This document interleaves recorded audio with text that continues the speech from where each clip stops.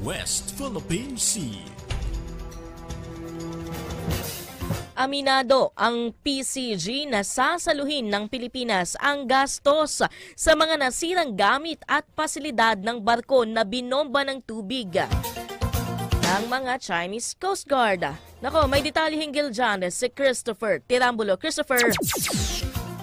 Ipapalo sa 2 hanggang 3 milyong piso ang pinsala ng barko ng Philippine Coast Guard na binomba ng tubig sa Bao Masinloc, West Philippine Sea nitong Martes. Ayon kay PCG Manila at Central Luzon District's Acting Commander Arlando Lim, nasira ang LED panel, canopy, railings at satellite compass ng BRP Bakanay.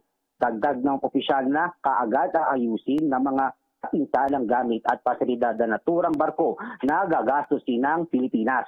Wala namang mga pasahero mula sa mga barko ng Pilipinas at China ang nasaktan sa naturang insidente. Una nang inihayag ni PCG spokesperson on the West Philippine Sea, Commander J. Tariela, na hindi gaganti ang Pilipinas sa pangaharas ng China at mananatili ang bansa sa pagiging profesional.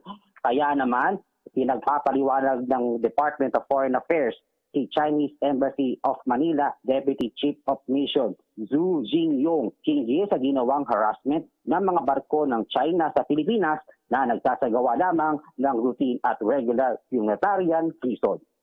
Christopher Tirambulo, Newsline. Salamat sa detalye ng ulat, Christopher.